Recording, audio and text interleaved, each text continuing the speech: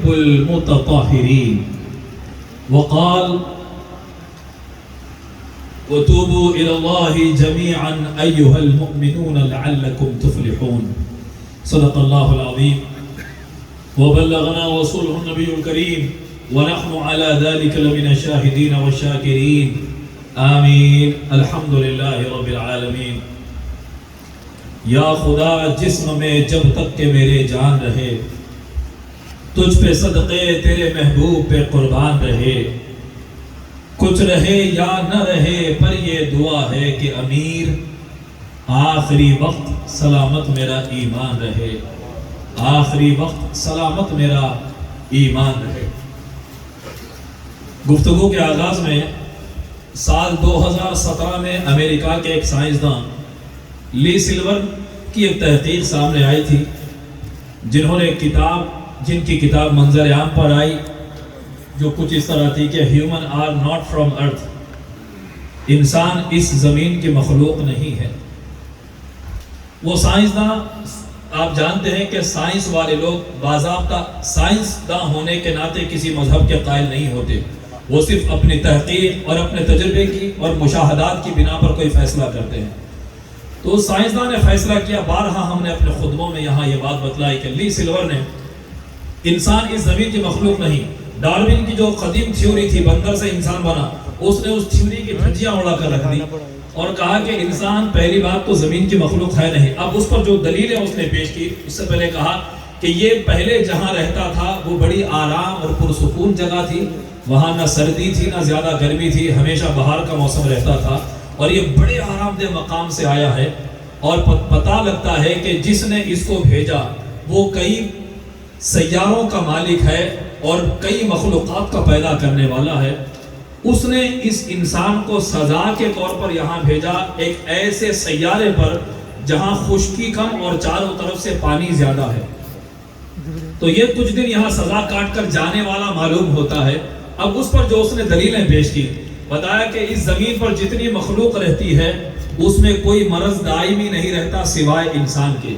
ہر مخلوق کی جو ریڑھ کی ہڈی ہے زمین پر رہنے والی، وہ ایک مستوی طور پر رہتی ہے، اس کا ایک خاص ترکیب ہے۔ انسان ایک وہ واحد مخلوق ہے زمین پر جس کی ریڑھ کی ہڈی 90 ڈگریز پر واقع ہے، اور انسان وہ واحد مخلوق ہے۔ دنیا میں کوئی ایک انسان ایسا نہیں جسے کوئی نہ کوئی بیماری نہ ہو، جبکہ جانوروں میں کوئی بیماری نہیں ہوتی، اگر ہوتی بھی ہے تو وقتی بیماری ہوتی ہے۔ زمین پر جتنی مخلوقات رہتی ہے کوئی بیماری آتی ہے اور چلی جاتی ہے۔ انسان ایک ایسی مخلوق ہے، ہر انسان کسی نہ کسی بیماری میں مبتلا ہے، اور دیگر مخلوقات زمین پر جو رہتی ہے، گرمی آ جائے تو اس کا باڈی ٹیمپریچر آٹومیٹک کنٹرول ہوتا ہے، سردی ہو تو ہر جانور کا باڈی ٹیمپریچر آٹومیٹک تبدیل ہو جاتا ہے، انسان بیمار ہونے لگتا ہے۔ موسمی بخار بھی انسانوں کے سوا کسی اور مخلوق میں نہیں۔ تو ایسی دلیلیں اس نے شواہد پیش کیے جس کا آج تک 3، 4، 5 سال ہو گئے، کوئی سائنسداں اس کا جواب نہیں دے سکا۔ ظاہر سی بات ہے کہ یہ جو انسان، آپ مذہبی کتابیں پڑھیں گے تو مذہبی کتابیں یہی کہتی ہے یہ دوسری دنیا کا باشندہ ہے، یہاں پر بھیجا گیا ہے۔ اہل اسلام کا اور مذہب عیسوی والوں کا، مذہب یہود کا، جو آسمانی کتابوں سے جو خبریں لی گئی تھی، یہی عقیدہ ملتا ہے کہ انسان کہیں اور سے آیا۔ سائنس بھی آج اس بات کو تسلیم کر رہی ہے۔ اس کے علاوہ بھی لی سلور نے اور بہت سارے دلائل پیش کیے ہیں۔ تو یہ جو انسان آیا ہے یہاں چند دنوں کے لیے آیا ہے، تھوڑی عمر کے لیے یہاں پر انسان آیا، یہاں سے پھر ہمیں منتقل ہونا ہے۔ جب آپ دنیا چھوڑتے ہیں تو کیا کہا جاتا ہے؟ مر گیا؟ نہیں، انتقال ہوا، شفٹ ہوئے ہیں آپ۔ پہلے کسی دنیا سے یہاں انتقال ہوا، پھر اس دنیا سے کہیں اور آپ کا انتقال ہوگا، پھر وہاں سے عالم محشر کی طرف ہم اللہ کی طرف بلائے جائیں گے، محشور کیے جائیں گے، جمع کیے جائیں گے۔ سامعین ذی وقار، زیادہ ہمارے پاس طویل وقت نہیں ہے، ہم صرف اتنا کہنا چاہیں گے کہ ابلیس نے جب اللہ رب العزت نے اسے دھتکار دیا تو اس نے اللہ سے قسم لی، مہلت لی، مجھے چھوٹ دے دے، جب تک زندہ ہوں انسان کو، آدم کی اولاد کو بہکاتا رہوں گا۔ مالک نے اسے مہلت دے دی، کہا فَبِعِزَّتِكَ لَأُغْوِيَنَّهُمْ أَجْمَعِينَ، تیری عزت کی قسم ہے میں ان سب کے سب کو گمراہ کروں گا، الا عبادک منہم المخلصین، سوائے تیرے مخلص بندوں کے جن کا کنیکشن تیرے ساتھ مضبوط ہوگا، جو اپنی عبادت میں ایمان میں خالص ہوں گے، ان پر میرا زور نہیں چلے گا، باقی سب کو میں گمراہ کروں گا۔ لَأَقْعُدَنَّ لَهُمْ صِرَاطَكَ الْمُسْتَقِيمِ، ان کے لیے صراط مستقیم پر بیٹھوں گا، صراط مستقیم سے ان کو بھٹکاؤں گا۔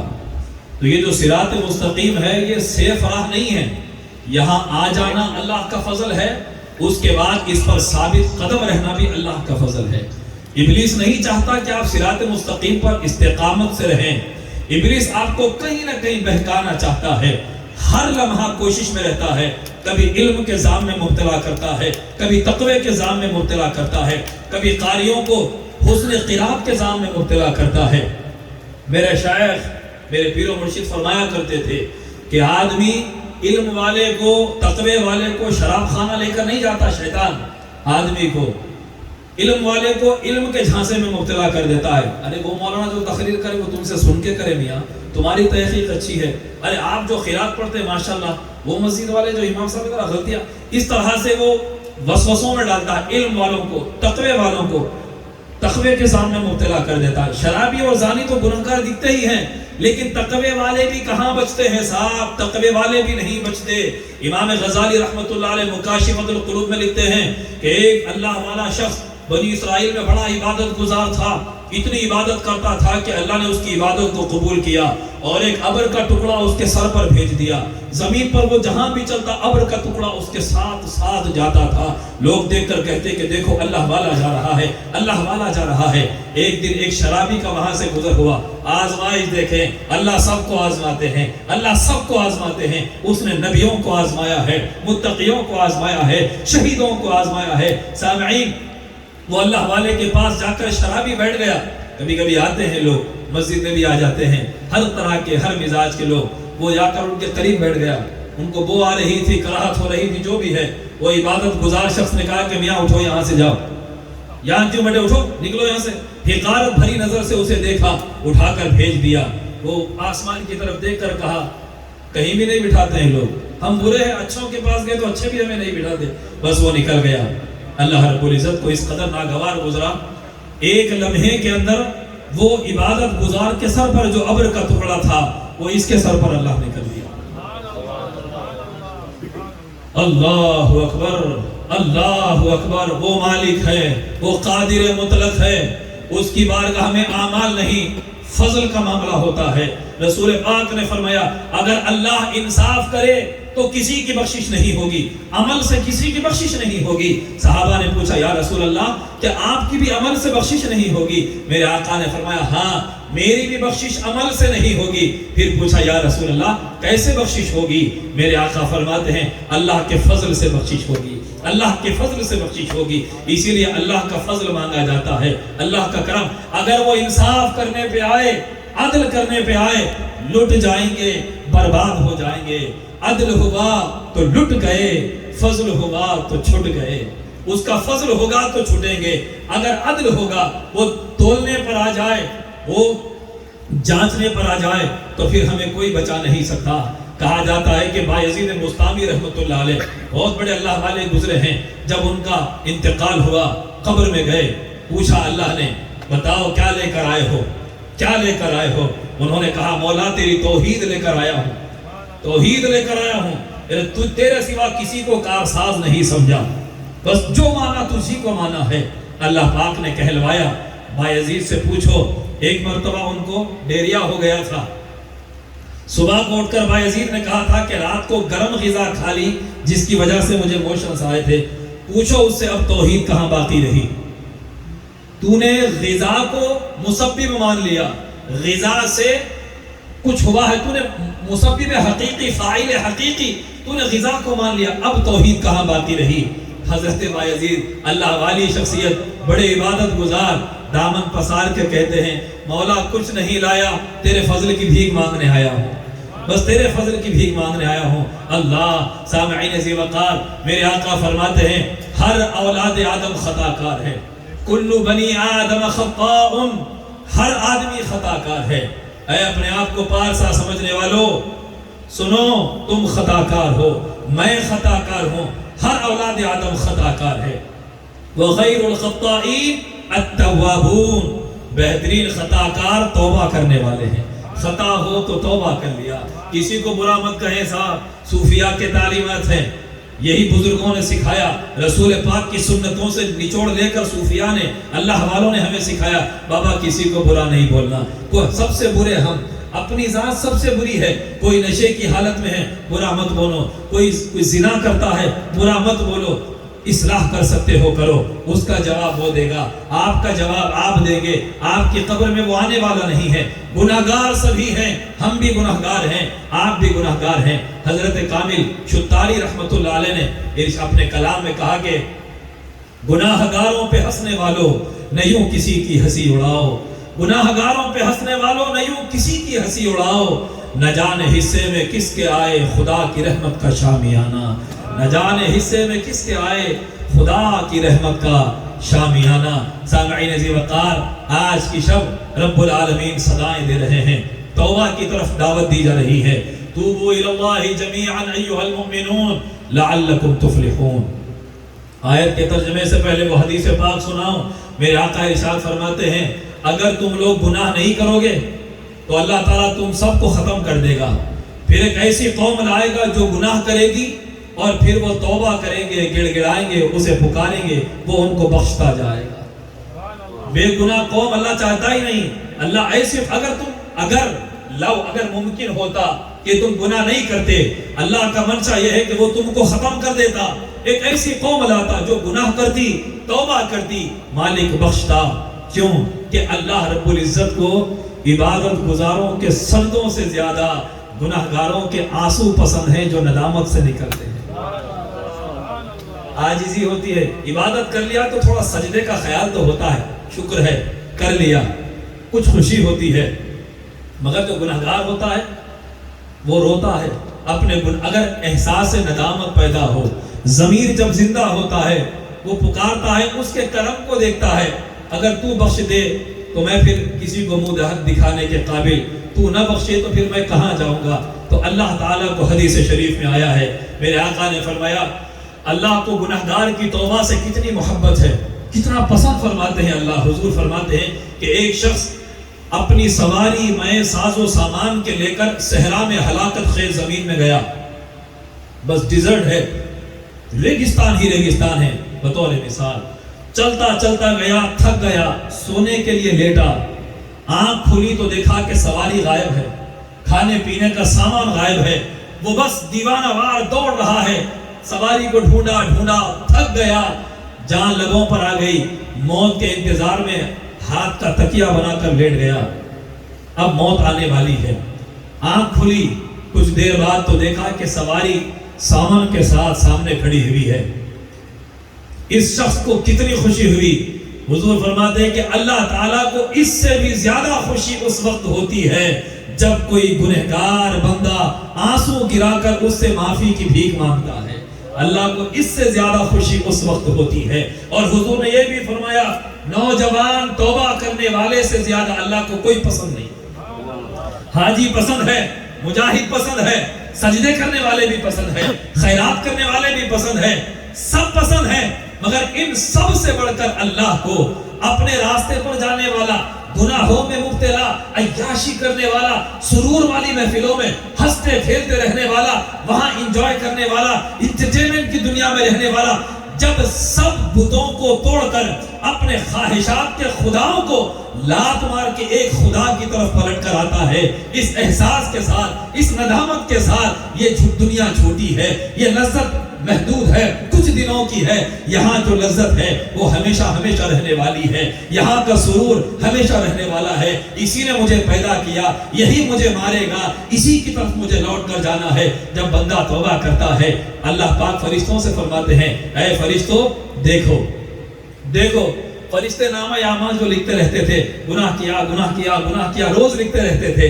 جب یہ توبہ کر کے آتا ہے مالک ان سے کہتے ہیں فرشتوں آؤ، یہ دیکھو دیکھو میرا بندہ آ گیا ہے، دیکھو میرا بندہ میرے پاس آ گیا ہے، مالک فرماتے ہیں کہ اے گناہگار، ایک بالش میری طرف بڑھ، میں ایک ہاتھ تیری طرف بڑھتا ہوں، تو ایک قدم میرے پاس چل کر آ، میں 10 قدم تیری طرف آتا ہوں، تو چلتا ہوا میرے پاس آ، میں دوڑتا ہوا تیرے پاس آتا ہوں۔ اے گنہگار، تو نے سمندر کے برابر گناہ کیے، میں بخش دوں گا، آسمان کے تاروں کے برابر بھی گناہ کر کے آیا، میں تجھے بخش دوں گا، میں رحیم ہوں، میں کریم ہوں۔ توبو الی اللہ جمیعا، سب کے سب توبہ کرو، سب کے سب توبہ کرو۔ اے مومنو، اگر تم کامیاب ہونا چاہتے ہو توبہ کرو۔ یا ایھا الذین آمنوا توبوا الی اللہ توبۃ نصوحا، اے ایمان والو پکی توبہ کرو، اللہ کی بارگاہ میں پکی توبہ کرو۔ ایسی توبہ نہیں آج کر لیا پھر شب قدر میں کروں گا، جب تک جو مرضی آئے درمیان میں کرتا رہوں گا۔ توبہ کئی قسم کی ہوتی ہے۔ ایک توبہ کچی عمارت کی ہوتی ہے، معصیت گناہوں کی ہلکی سی ہوا اسے گرا دیتی ہے، زبان استغفر اللہ کہتی ہے، مگر دل کہتا ہے کہ ابھی تو عمر باقی ہے یار۔ زبان سے کہہ لے سب لوگ آمین بولے، تو بھی آمین بولے، ابھی عمر باقی ہے، ابھی یاروں کی یاری باقی ہے، ابھی دوست احباب کی محفلیں گرم ہے، ابھی تھوڑا اور دیکھیں گے کہ آگے کیا ماحول ہوتا ہے۔ ایک ہلکا سا اشارہ، کسی یار نے گلے میں ہاتھ ڈال دیا، پھر محفل بدل گئی۔ یہ توبہ توبۃ نصوح نہیں ہوتی، یہ توبہ توبۃ نصوح نہیں ہوتی۔ بنی اسرائیل میں ایک شخص تھا، 70 بار توبہ کیا، آخر میں 70 بار توبہ توڑ دیا۔ اللہ رب العزت نے موسیٰ علیہ السلام کی طرف پیغام بھیجا، اے موسیٰ اس بندے سے کہو میں اس سے خفا ہو گیا ہوں، اس کی بار بار توبہ نے مجھے بہت ناراض کیا ہے۔ موسیٰ علیہ السلام اس کے پاس جا کر کہتے ہیں کہ اللہ تجھ سے ناراض ہو گیا ہے، اب وہ تجھ سے روٹھ گیا۔ بس صاحب جب اس کو آسمانی پیغام ملا، وہ شہر سے نکل کر جنگل اور بیابان میں چلا گیا۔ بولے اب کہاں جاؤں صاحب، امید تھی اب تک توبہ ہو رہی تھی، اب تو وہاں سے کنفرمیشن آیا ہے کہ وہ ناراض ہے۔ جنگلوں کا رخ کیا، بس مارا مارا پھرتا رہا دیوانہ وار۔ اللہ اکبر، ایک دن پکارا، اے مالک تیری رحمت ختم ہو گئی یا میرے گناہ تیری رحمت سے زیادہ ہو گئے ہیں؟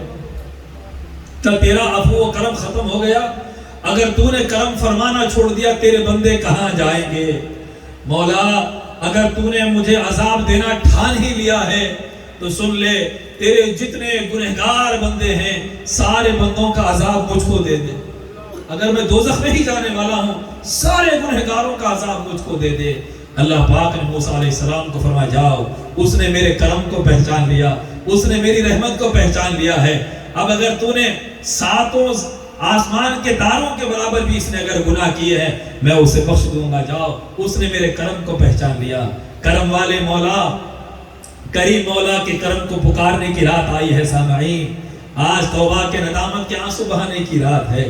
وہ پکار رہے ہیں آج، ہے کوئی بخشش مانگنے والا، ہے کوئی رزق مانگنے والا، ہے کوئی عافیت مانگنے والا، ہے کوئی ترقی مانگنے والا، ہے کوئی حاجت برانی کے لیے پکارنے والا، میں تمہیں دینے کے لیے آیا ہوں۔ آج سخی آواز لگا رہا ہے، مالک آواز لگا رہا ہے، ہمیشہ سائل پکارتے ہیں، آج رب العالمین صدائیں دے رہے ہیں۔ ہمیں توبہ کا سلیقہ نہیں آتا، ہمیں توبہ کا سلیقہ سیکھنا ہے۔ ہمیں توبہ کا، میں ایک دو توبہ کا ذکر سناؤں گا۔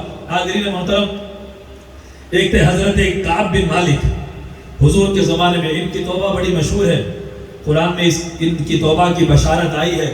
حضور جنگ پر گئے تھے، غالباً تبوک کا واقعہ ہے، تو یہ پیچھے رہ گئے تھے۔ اس دن کاروبار اچھا ہو رہا تھا، سوچا کہ کل میری سواری اچھی ہے، تیز جا کے لشکر میں مل جاؤں گا۔ جہاد پر گئے، ایک دن ہوا، دوسرے دن بھی کام نہیں ہوا، بھائی کل جاؤں گا سواری کے ساتھ، جلدی جا کے لشکر سے مل جاؤں گا۔ 2 دن ہوئے، 3 دن ہوئے، کام میں اتنے بیزی رہے کہ اللہ کے فرض کو بھلا دیا۔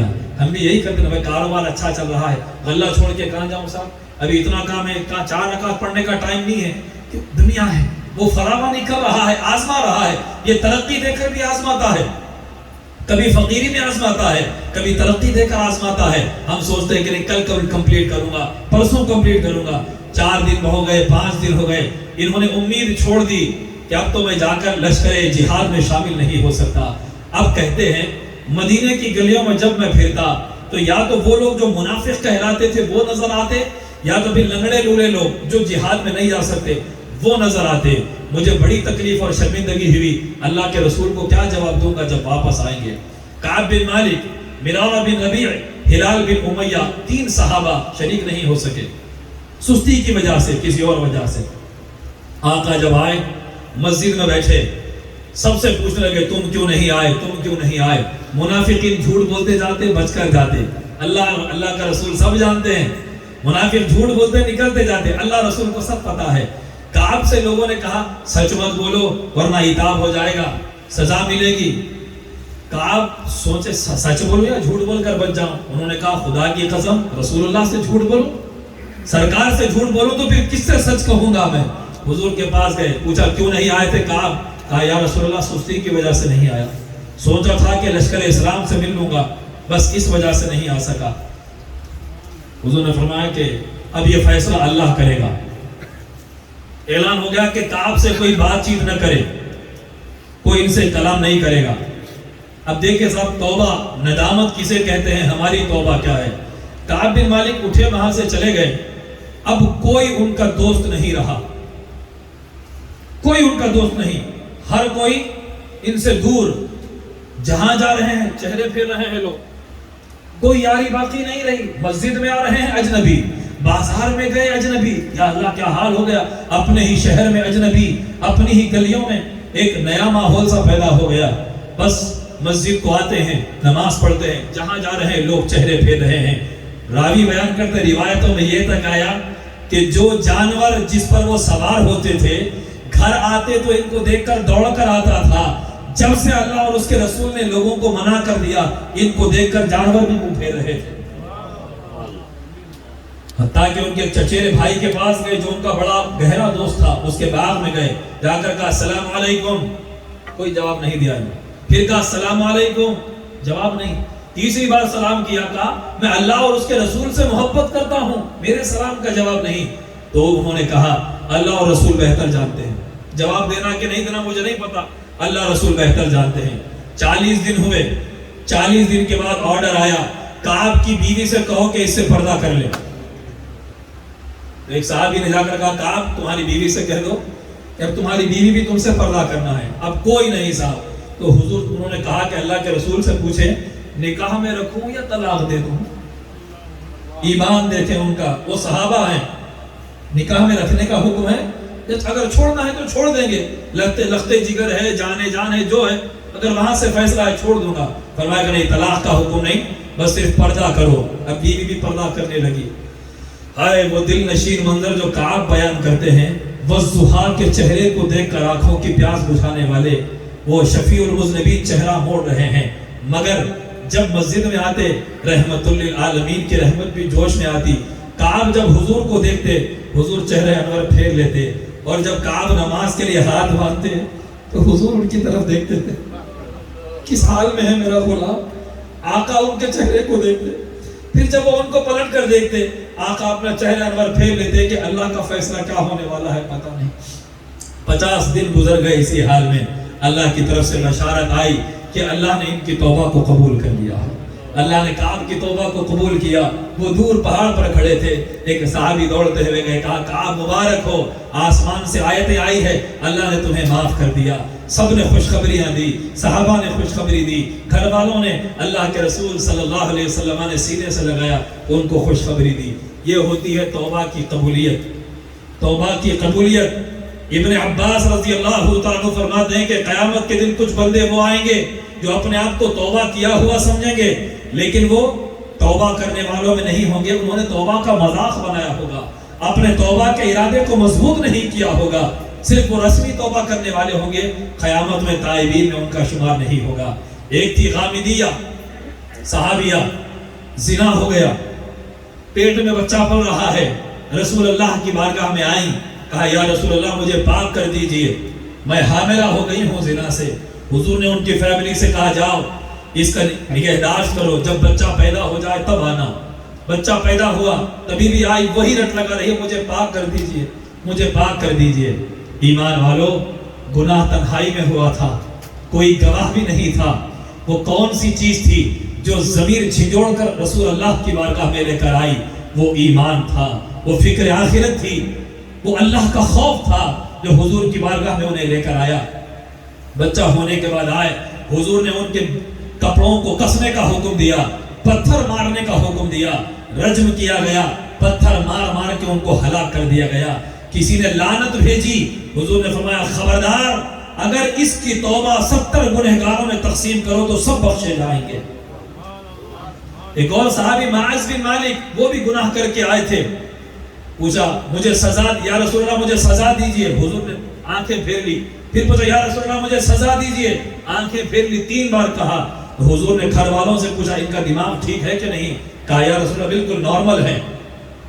تو حضور صلی اللہ علیہ وآلہ وسلم نے انہیں بھی رجم کرنے کا حکم دیا، پتھر مارے گئے، ہلاک کیا گیا، شہید ہو گئے۔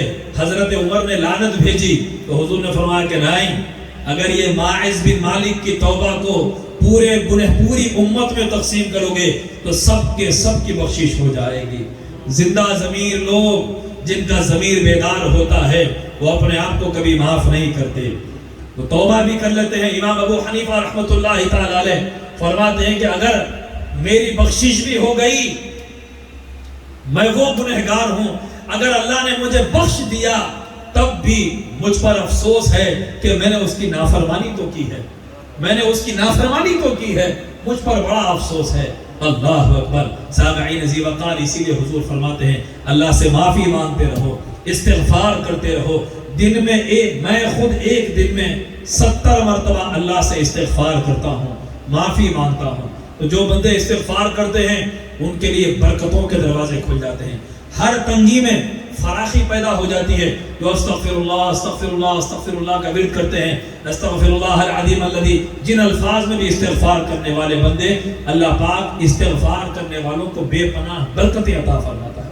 ہمارے شیخ کے پاس کچھ لوگ آئے تھے فیملی کی بڑی پریشانی لے کر کہ یہ کاروبار نہیں ہو رہا، یہ بھائی نقصان میں، وہ بھائی نقصان میں، گھر نہیں چل رہا۔ تو سیدی نے فرمایا تھا کہ روزانہ تم سب لوگ 10,000 مرتبہ استغفار پڑھو، استغفر اللہ 10,000 ٹائمز۔ تو وہ لوگ 30,000 بار پڑھنے لگے، 30,000 بار ایک آدمی۔ فرماتے کچھ ہی دنوں میں اللہ نے ایسے فراخی کے دروازے کھولے کہ پروردگار نے اتنا نوازا کہ وہ دوسروں کی حاجتیں پوری کرنے لگے۔ تو جو استغفار کرتے ہیں اللہ کو معافی مانگنے والے بندے بہت پسند ہے، ندامت کے آنسو بہت پسند ہے۔ اللہ تعالیٰ معافی مانگنے والوں کو دوست رکھتے ہیں، اور جو توبہ نہیں کرتا اللہ اسے دوست نہیں رکھتا۔ وَمَن لَّمْ يَتُبْ فَأُولَٰئِكَ هُمُ الظَّالِمُونَ۔ قرآن کہتا ہے کہ جو بندے توبہ نہیں کرتے وہ ظالمین ہیں۔ معلوم ہو گیا کہ عبادتوں سے بخشش نہیں ملتی، بخشش اللہ کے فضل سے ملا کرتی ہے، آنسوؤں سے ملا کرتی ہے۔ آنسو بہانا، آنسو نہیں بہے، رونے جیسی صورت بنانا۔ روتی صورت ہمارے پاس کہتے ہیں، روتی صورت ہو جانا۔ لوگ روتی صورت کو پسند نہیں کرتے، اللہ پسند کرتا ہے۔ روتی، اگر آنسو نہیں آئے، رونے جیسی نقل کرنا، ایکٹنگ کرنا، کم سے کم اس ایکٹنگ پر ہی اللہ کو ترس آ جائے۔ حضور صلی اللہ علیہ وسلم نے صحابہ سے فرمایا میں الہاکم التکاثر کا سورہ پڑھوں گا، جو روئے گا اس کی بخشش ہو جائے گی۔ حضور نے پڑھا، کئی صحابہ روئے اور کئی صحابہ خاموش تھے۔ جب سورہ ختم ہوا تو بعض صحابہ جن کو رونا نہیں آیا صاف دلی سے کہا یا رسول اللہ ہم نے کوشش کی، ہم کو رونا نہیں آیا۔ حضور نے فرمایا کہ میں پھر سورہ تکاثر پڑھوں گا، جو روئے گا اس کی بخشش، جس کو رونا نہیں آیا وہ کم سے کم رونے جیسی صورت بنا لے، اللہ تعالیٰ اس کو بخش دے گا۔ تو اسی لیے اللہ کو رونے والے پسند ہیں۔ تو بڑے بڑے اولیاء اللہ، بڑے بڑے عارفین اللہ کی بارگاہ میں رات بھر گنہگار بن کے توبہ کرتے تھے، گنہگار بن جاتے تھے، میں اللہ میں بڑا گنہگار ہوں مجھے معاف کر دے۔ بڑے بڑے اولیاء اللہ، حضرت خواجہ قطب الدین بختیار کاکی رحمۃ اللہ علیہ فرماتے، گفتگو ختم کر رہا ہوں، کہ فوائد السالکین میں آپ نے فرمایا کہ ایک نوجوان تھا جو دن کو روزے رکھتا تھا، رات کو عبادت کرتا تھا، اس کی عادت تھی، نوجوان تھا، دن میں گلیوں میں گھومتا، کاروبار کرتا تو بھی اس کی آنکھوں سے آنسو جاری رہتے تھے خوف خدا میں۔ اس کے انتخاب، اور رات کو اس کی عادت تھی کہ روز رات میں گلے میں رسی لٹکاتا اور ڈال کر کہتا اے اللہ مجھے جو سزا دینی ہے دنیا میں دے دے، میں تیرے عذاب کتاب نہیں رکھتا، میں بڑا گنہگار ہوں مجھے معاف کر دے۔ اتفاق سے وہ نوجوان کا انتقال کا وقت آیا، ماں کو اس نے وصیت کی کہ امی جان میں جب مر جاؤں تو میری 3 درخواستیں پوری کرنا، میں جب مر جاؤں میرے گلے میں رسی ڈالنا، گھر کے چاروں کونوں میں کھینچتے ہوئے لے جانا اور کہنا کہ یہ ہے اللہ کا گنہگار، یہ ہے اللہ کا گنہگار۔ دوسرا یہ کہ جب لوگ مجھے دفنا دیں اور چلے جائیں تو آپ میری قبر کے سرحانے کھڑے رہنا، شاید ماں کے قدموں کی برکت سے مجھ سے عذاب ٹل جائے۔ اور بھی ایک وصیت انہوں نے کی جو مجھے یاد نہیں۔ تو جب اس نوجوان کا انتقال ہو گیا اللہ والے کا، تو ماں وصیت پوری کرنی تھی، وعدہ کر لیا تھا، نہ چاہتے ہوئے ممتا کے ہاتھوں سے گلے میں رسی ڈالنا چاہتی تھی۔ پردہ غیب سے آواز آئی، اے خاتون خبردار، یہ میرا تو دوست ہے، یہ میرا محبوب بندہ ہے، تو اسے کہاں ذلیل کرنا چاہتی ہے؟ یہ ہمارے محبوب بندوں میں شامل ہے۔ اللہ تعالیٰ دل سے نکلی ہوئی صدا توبہ کو قبول کرتے ہیں۔